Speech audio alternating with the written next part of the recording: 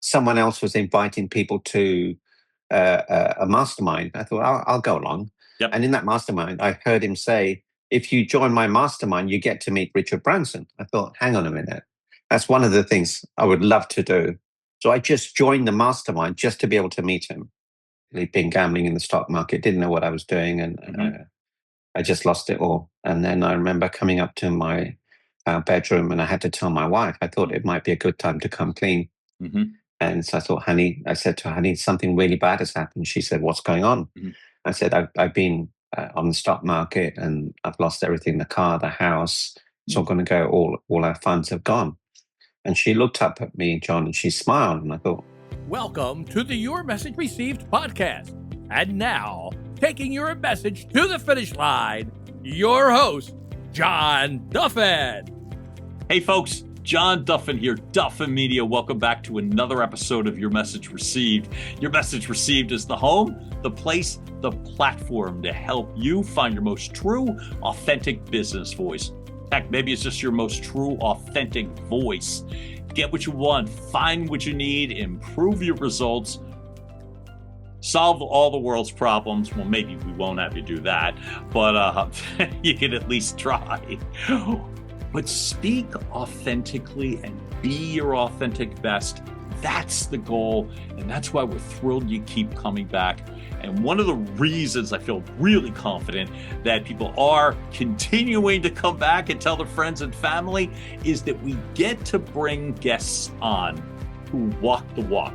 Today is positively no exception. I'm really excited to have a conversation with today's guest, who, by the way, as I said again, as I was watching Anil Gupta's TEDx talk, and it starts with the sense of the heaviness of a particular topic, which we will get to, and goes into a world from that where you can find joy and happiness. Immediate happiness, be happy now. The heart map for vitality has spoken virtually everywhere. Television, all across media. Anil Gupta, thanks for joining us today. I really appreciate it. Thank you, John. I'm excited to help the viewers and the listeners, and just to let the listeners know that we've been talking before this call to enable us to give you the very best content and the most practical content with the most immediate effects. That makes me happy. I love the fact that you come so well prepared, and that also that we have this sense of flow that will go as well too. I'm going to start right off the bat with the opening mantra. What's your website? And it literally begins with the sentence or the question: what do you do when you've lost it all? Of which I'm like, oh my God, that sounds a little bit heavy, but it's a lot heavy, actually. Talk to me about what set the wheels in motion for you to create things like the happiness test and the relationship score. How did it begin, and how did it get so dark, and how did you come through? So it really around the recession, 2008, I'd basically been gambling in the stock market, didn't know what I was doing, and I just lost it all. And then I remember coming up to my bedroom, and I had to tell my wife, I thought it might be a good time to come clean. And so I said to her, honey, something really bad has happened. She said, what's going on? I said, I've been on the stock market and I've lost everything, the car, the house. It's all going to go, all our funds have gone. And she looked up at me, John, and she smiled. And I thought, what's wrong with you? Why are you smiling? I said, this is not funny. And she said, no, honey, you don't get it. I thought it was something serious. There's nothing more serious than this. She said, no, I thought you had cancer. I thought you were dying. I don't care about the money. What? And I was shocked. I thought that's what she wanted. She said, honey, when did I ever ask you for money? See, John, that's what I thought she wanted. Then she said this, you haven't lost it all. You still have me, still have the kids. I was just focusing on the wrong things. So there's always something to be grateful for. And you cannot ever lose everything. You cannot. It's just not possible. You see, the way I measure a man's wealth is this: what he has left when you take away all his possessions. How kind is he? How generous is he? How playful is he? How authentic is he? How funny is he? How giving is he? So there's a lot of people out there think they're broke, but actually they're millionaires and billionaires just by exercising their ability to be the best version of themselves. Can you walk me through, if you don't mind, like, did that, I don't mean the actual response. Did it surprise you? What I mean is coming, like, you're married, you know your wife, you know each other, and obviously that came to you as quite a surprise because you wouldn't have felt such doom and gloom otherwise. What is the foundation? Talk to me about your wife. What is her foundation that would give her that sort of, I don't know, vision, heart, courage? It's very simple. It's just pure love. Hmm. Yeah. When people say love conquers everything, it does, but it has to be authentic.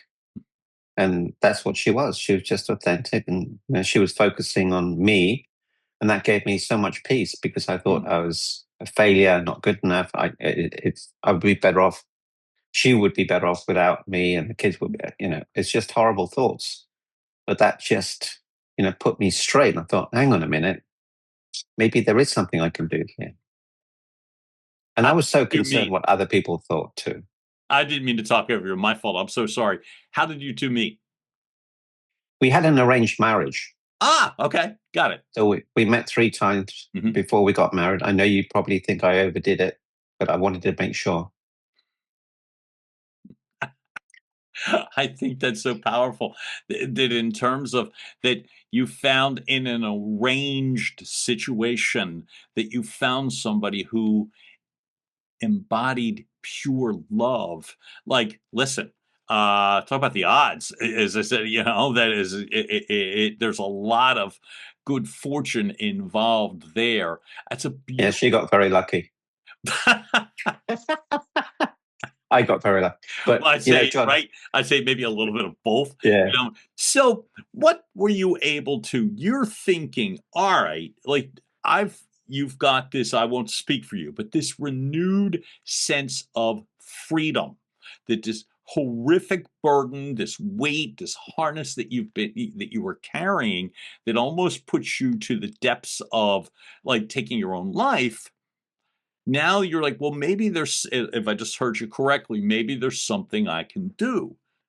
What did you start to think about early in the process? Well, she did it for me. She said, what do you love to do? And I said, I love to help. She said, go and help people. And I said, what about the money? She said, honey, just go and help people.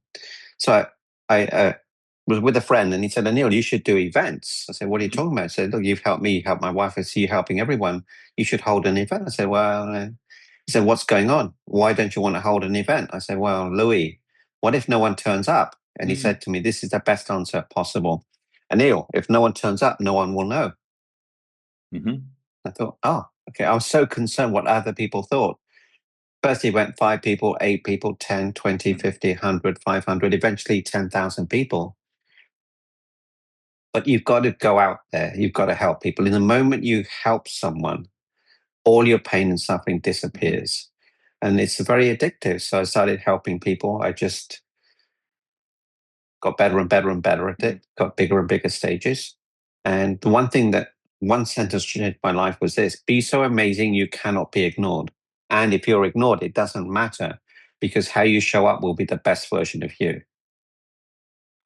Be so amazing today, people. So let me ask you this. You were given this second chance. You then were given a suggestion to go help people. How did you know how to help them? I'd already been doing it for like 10 years, but I never knew how to do it in a seminar format. So I paid someone to assist me in that, and then I paid him again for the next event. And my wife said, why are you paying him? I said, well, he knows the structure. And then she said this to me, honey, they're not here for him. They're here for you. What are you talking about? But he's got the structure. Right. He said, no, they want to listen to you. And that was a big shock to me. So I started doing my own events.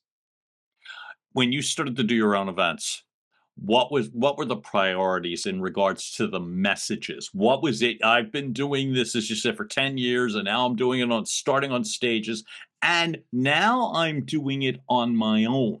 What were the priorities rather than what were the logistics? The logistics take care of themselves. What were your priorities?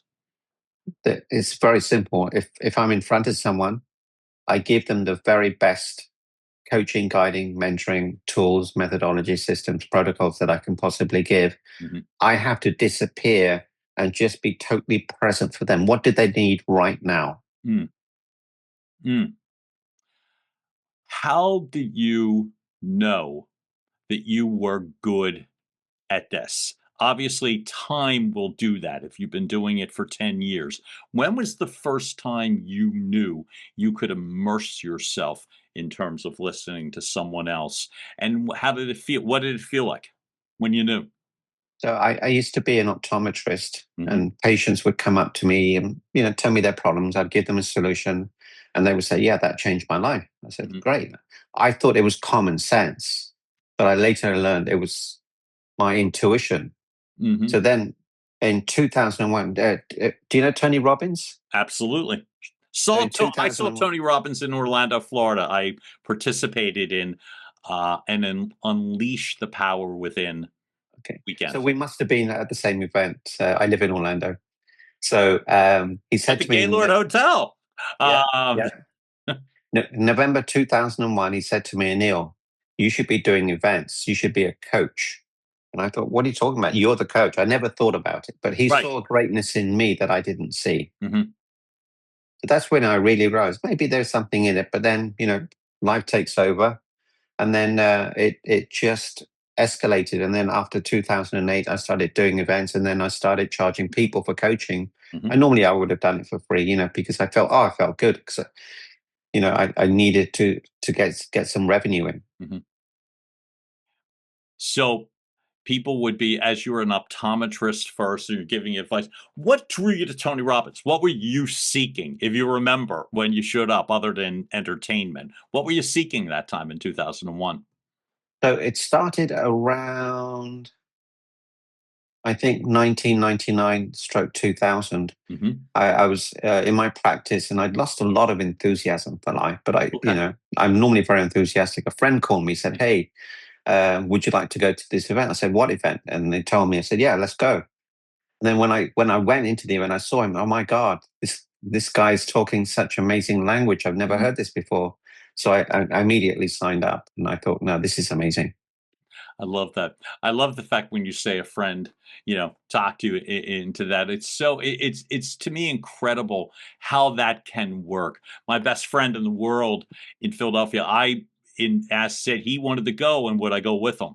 And that's what got me there. And then, as it turned out, there was a family circumstance that was really difficult at that time. Uh, and I showed up at the conference carrying, in my mind, the weight of that too. And I found the conference to be spectacular for the simple sense that I articulated what was going on in my family in that regard. And it was, we'll just say, perfect timing. Perfect timing. That it reminded me that seemingly unsolvable problems can at least be endured, if not solved. And that, to me, was one of the biggest lessons that I had ever learned, was that some problems can't be solved, and that you're still going to, and you'll get through them anyway. And that's the part I sometimes forget, personally. Yeah. I remember a time when I was going through it, people would say this sentence to me, and it would irritate me. Huh. And they kept on saying, "This too shall pass." Oh my God. Oh my But God. you're not in it. You're not in it. It's okay Oh for my you to say it, but it's true. This too shall pass. And I am, one of the things I happen to be I happen to be in recovery, and that is a very popular slogan for those that my demon happens to be alcohol, and so I've been in recovery, and so that expression comes up a lot. And as soon as you said it, and I've been in recovery for, let's just say, a little while, to say the least, I could feel my back go up. When you said that too shall pass, I could feel myself like, getting I saw ready to that. get all defensive. Still, the knee-jerk reaction is the problem won't get solved. It won't get addressed. And I really appreciate that reminder that you can still get through it.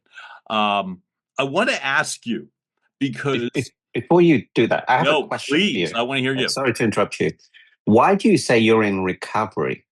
Why don't you say I'm recovered? Oh, because I am a believer, for me, just for me, that I'm still in the old school day to time mantra. So I believe I'm recovered today. I don't mean that I'm recovered forever. I believe in my heart that I will not take a drink today. Beautiful. But And that's it's as only the far as I'm now. willing to commit. Not am Yeah. I willing to do the effort. I'm talking simply about the results. Yeah. And, for the audience, Mhm. there's only the now. There is no past. There is no future. Mhm. And if you and a lot of people live in the past. Oh, this happened to me. That happened to me. They did this to me. Let it go. Mm. Forgiveness is the express pathway to freedom.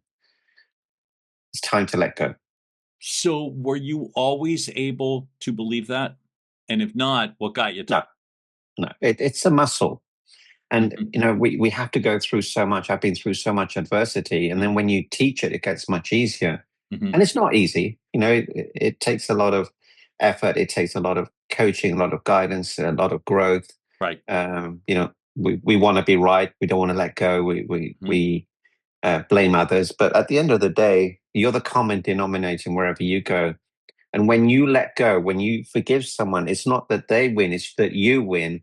You stop renting space out in the most Mm. expensive real estate in the world. You stop Right. giving them power. They may not even know. That's the scary and the very accurate irony with that as well, too. I love this. So I'm going to go back to the fact that you start to do the events and you go from a handful of people to more than a handful of people to some people. I understand up to 10,000 people, which is just ridiculous. What gave you how did you know what you were going to create when you did your TED Talk? I had no idea. Okay. It's all serendipity and Mhm. circumstance. But, the being so amazing you cannot be ignored allowed me to show up the best version of me. Then people noticed me. So Mhm. one day, my friend Josh rang me, said, Anil, I have an empty spot for a TED Talk. Oh. And I thought, great. This was 2019. Mhm. And I thought, great, I'll be ready in about a year. He said, no, it's in 6 weeks.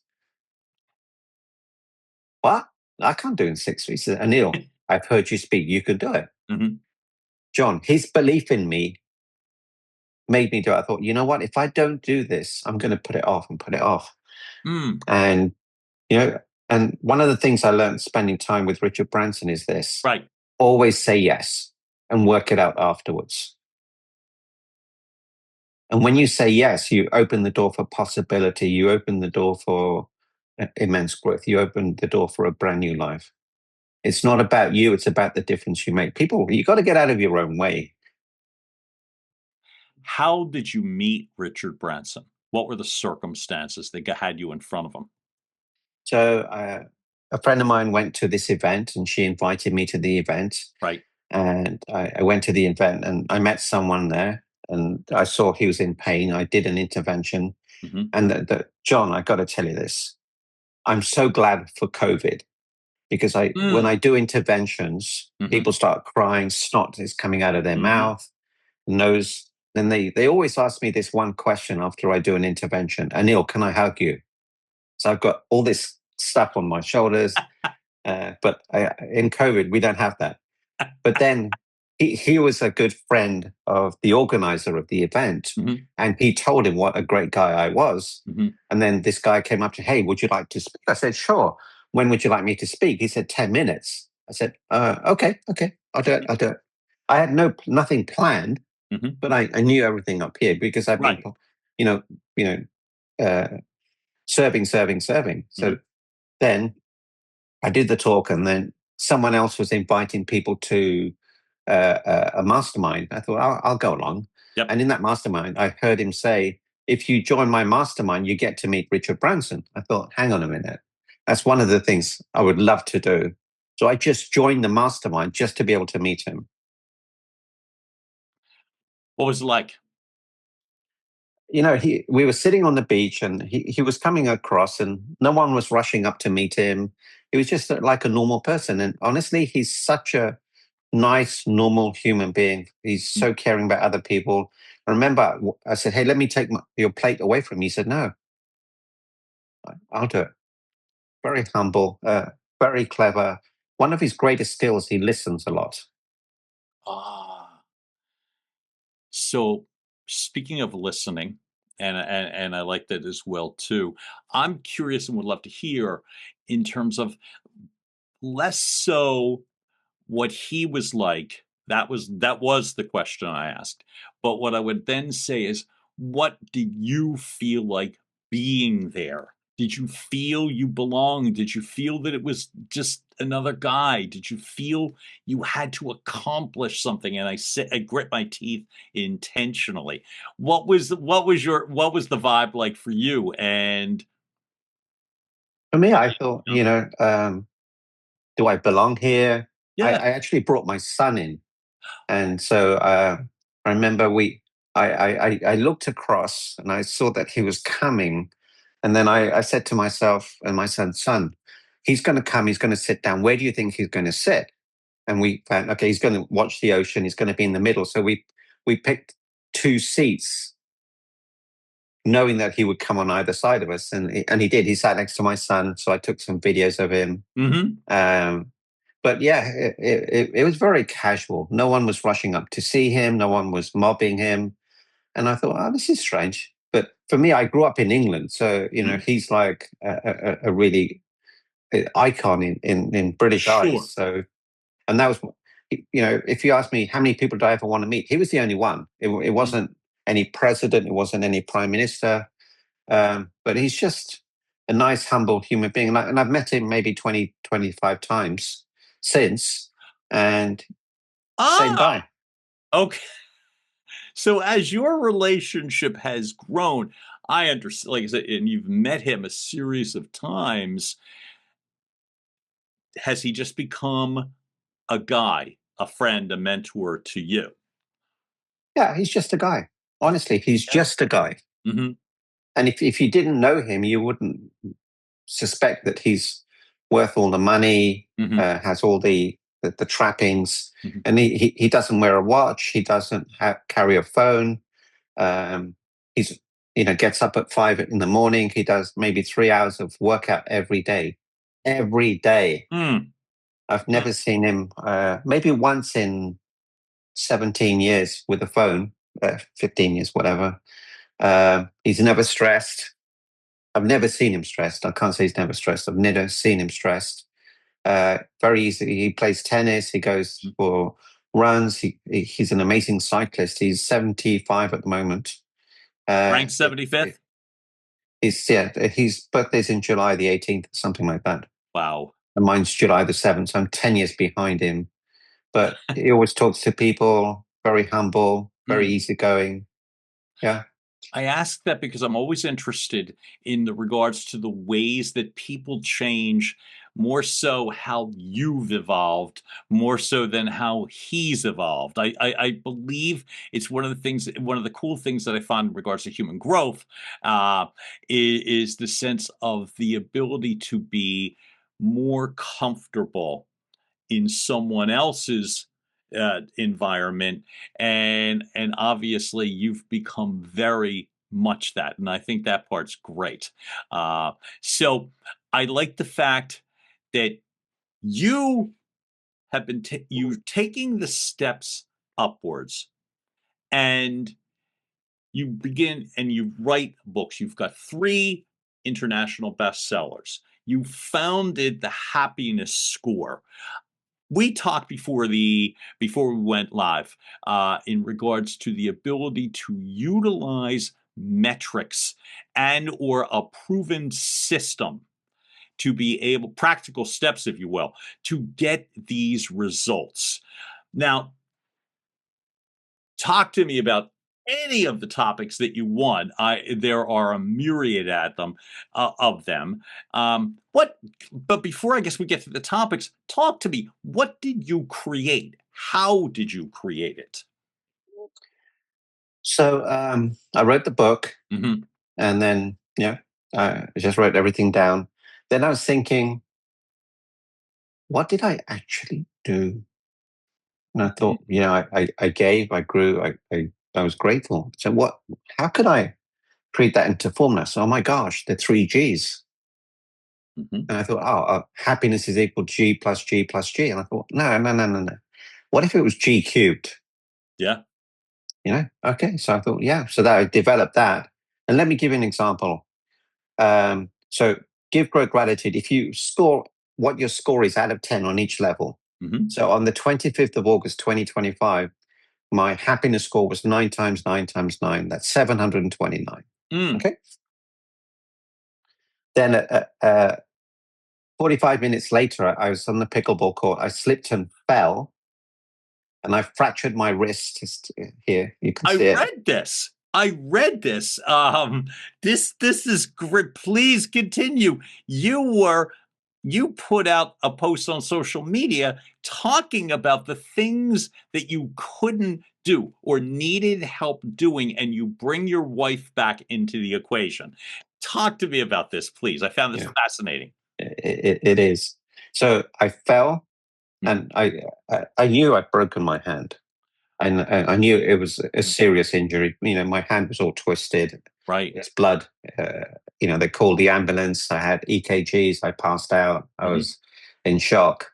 My score went to 111. So 729 to 1. And then I thought, hang on a minute, my score's 1. How can I raise my score? Then I thought, a flood of gratitude came upon me, John, because I realized it was my left hand. I'm right-handed. Okay. So my score went up to a 5. Mm-hmm. Then I asked myself, how can I give in this moment? So I thought, okay, let me thank the people around me, the ambulance crew, my friends, people who are watering me, looking after me, the doctors, everybody. I thought, great. And then I asked myself, how can I grow? I thought, you know what? I need to let go of beating myself up. That I'm so stupid. Why didn't I hydrate? Why didn't I do this? And then I thought, how can I use this to help other people? Okay, let me document this so that I can help other people. So my score went from 111 to 555, which is 125. So my happiness score increased to 125 in the matter of a couple of hours, 125 times. So, ladies and gentlemen, if you use this score at any time, write down what your scores are. Anytime you have an upset, one of those drops down. All you have to do is work on the lowest G. Is it give? Is it grow? Is it gratitude? It's a beautiful, beautiful exercise, and it always works. So, John, let me ask you right now: what's your lowest G? Give, grow, or gratitude? Right in this moment. Give, grow, or gratitude. Grow. Okay. So now you can focus on grow. Then you ask yourself, how can I grow? And then the brain, if you ask it great questions, it always gives you great answers. This takes the overwhelm of why you might be upset or down. Right. And if there's bad news, obviously it'd be very obvious, but then you can just focus on that one thing. I want to stay here for a moment, but before then, practical question on that day and going from triple ones, at least elevate 9 down to 1s up to 5s. When was it that you realized you were going to need a hand in brushing your teeth? Same day. I love that example. I was like something you never thought about. I'm reading the post and I'm realizing the part. Well, everybody can do this, but it's how do you get the toothpaste onto the to the brush? And I was like, oh.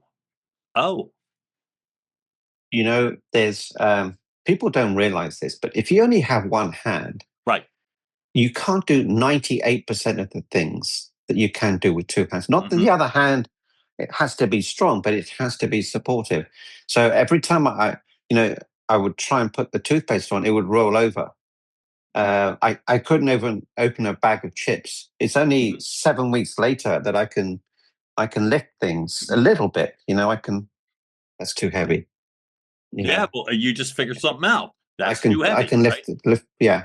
Mm-hmm. So so every morning she would put toothpaste on my toothbrush. Every evening she would put toothpaste on my toothbrush. And it's the simple things, but it's the small things in life. Every time I looked at it, oh my gosh, what a beautiful soul. So I asked a lighter question because I think it's to me, there were certain takeaways that you did. I just found that one especially interesting because I never thought of it, right? But then I think about that sense of what you learned in that numerical process, where you talked about something like, and I'm reading one of them out loud. That's why I just want to make sure I got it exactly right. Where I'm reading bullet point 5, which is letting go is healing. Surrendering control of time, outcomes, and expectations is where your peace begins. To me, it reads very self-explanatory. How do you help people that have a hard time believing that that's going to work for them? May work for you, may work for so-and-so, may work for Tony Robbins, but it's not going to work for me. My situation is so much different or so more severe, or I'm a terrible person because I can't let go of this. How do you help them? It's BS. BS stands for a belief system. Okay. Okay, so if you believe that it's true, but if you say, you know what, let me just see, you can't fight the universe. It's a universal law, And then I remember I wanted to play pickleball.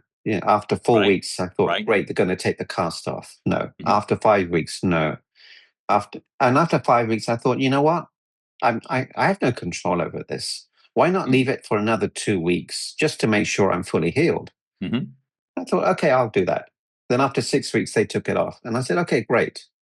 I would have been happy if they left it on because I can't rush it. And I thought, if you rush it, what if you mess it up? And it teaches you patience, and it teaches you that there's only the now. I've got 30 or 40 years ahead of me. What's 1 or 2 weeks going to make a difference? Right. So we're always rushing to get somewhere, and there's nowhere to get to. I so appreciate that. I want to touch on something else, which is this. That similar topic, but I love the fact when in your book, Immediate Happiness, Be Happy Now, I want to play off of two different things. You're talking about pain and suffering right now as it relates to you physically and the cast and the removal. Mental pain, which can be just as debilitating and maybe if sometimes more, you touched on in the beginning of the episode where you were talking about, again, your own mental state. What are some of the things that you can think about? What are some of the things that you can utilize that actually will make a difference whether you believe it or not? The first thing is perform an act of kindness. When you perform an act of kindness, you receive endorphins. You feel good.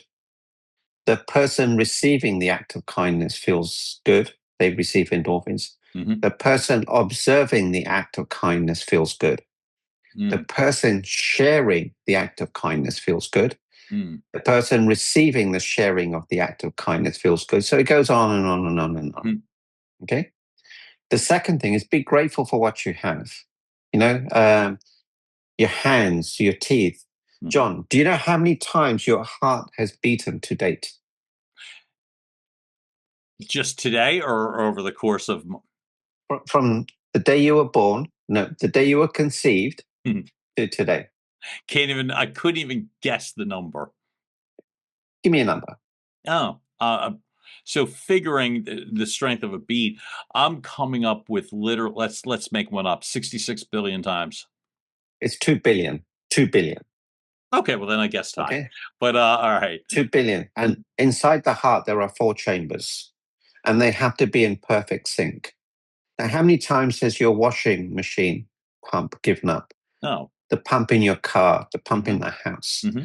So we have to be grateful for our kidneys, our liver, our skin, our hearts, our ears, our eyes, and don't focus on what we don't have, because a rich man can have anything he wants, but an unhealthy man only wants one thing.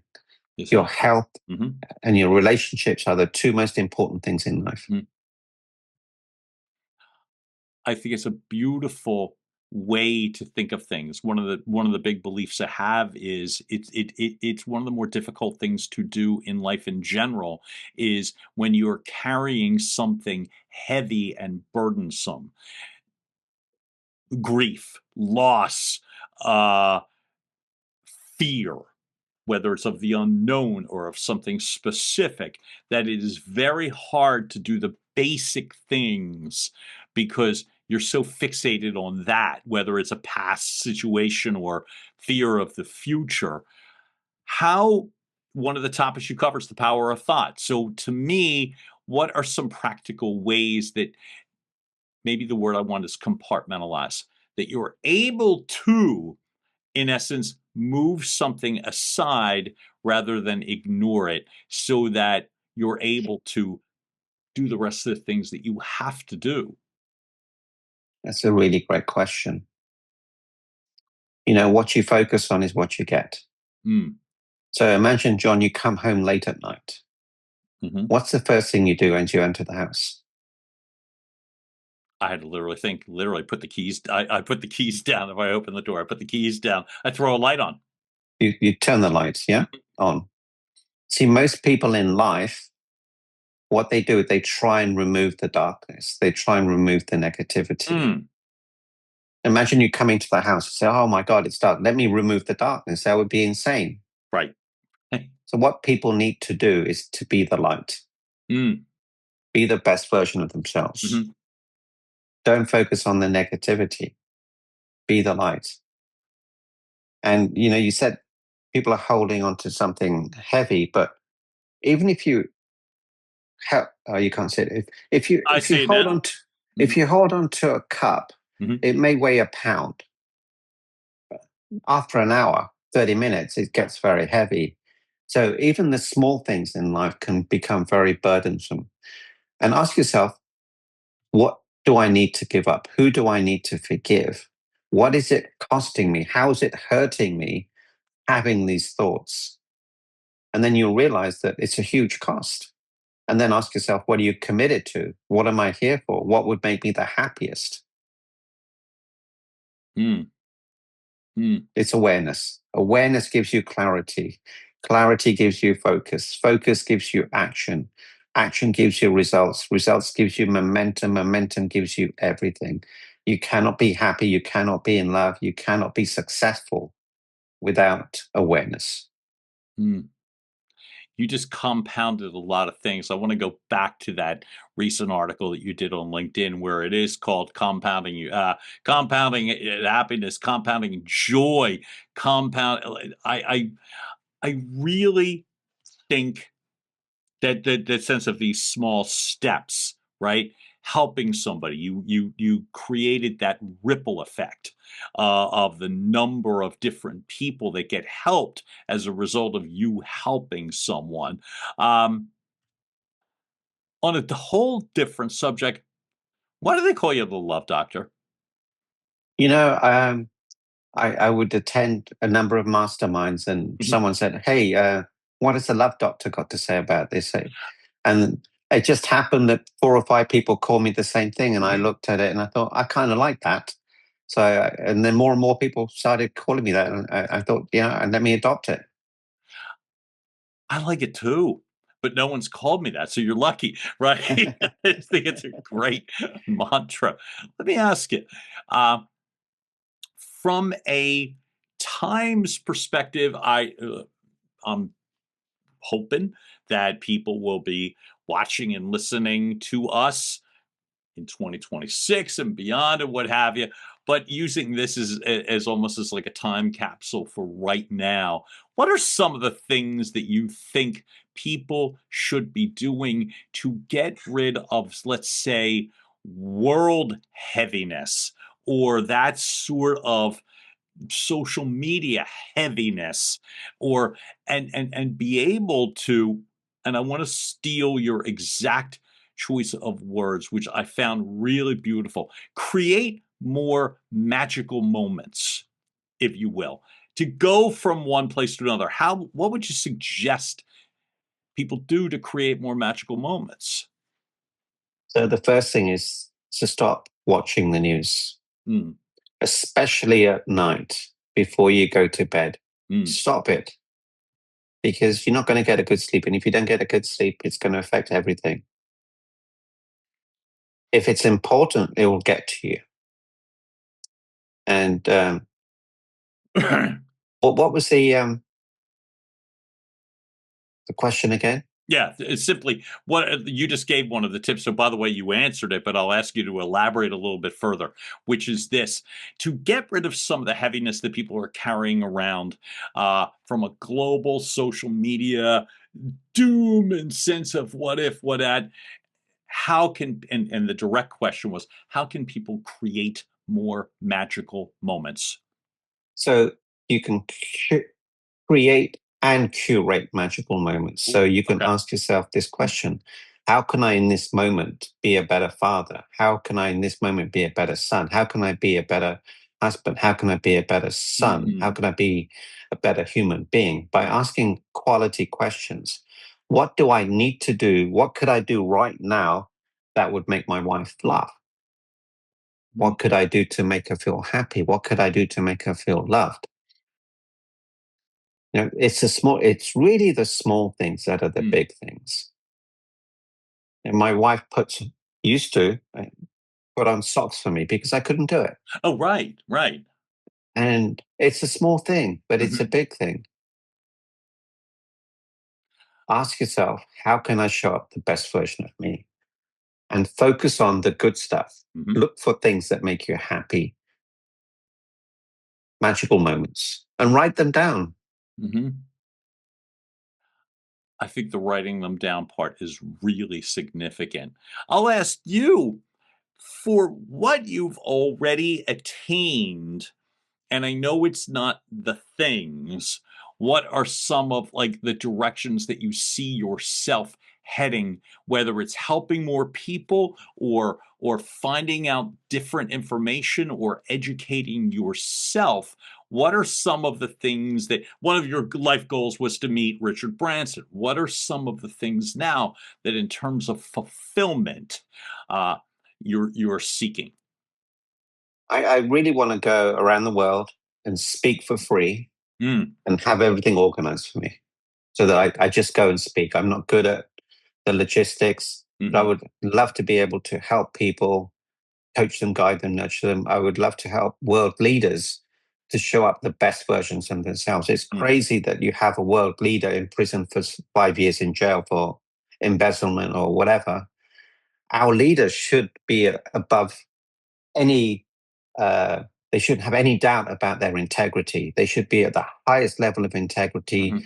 do the right thing for the right reason, for the right country, and whatever. I remember I met the leader of what's the name of the country? Burma.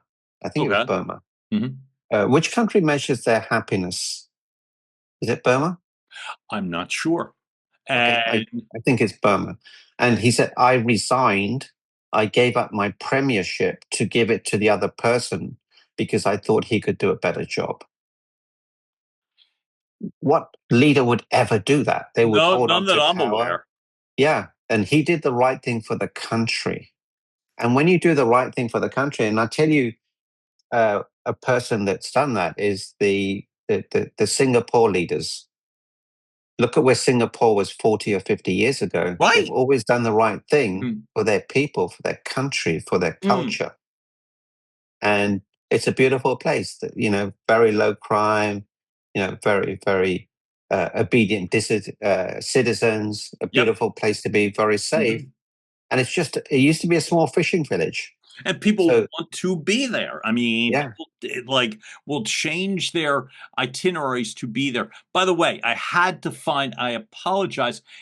I had to find the answer. So I hope I'm pronouncing this country properly.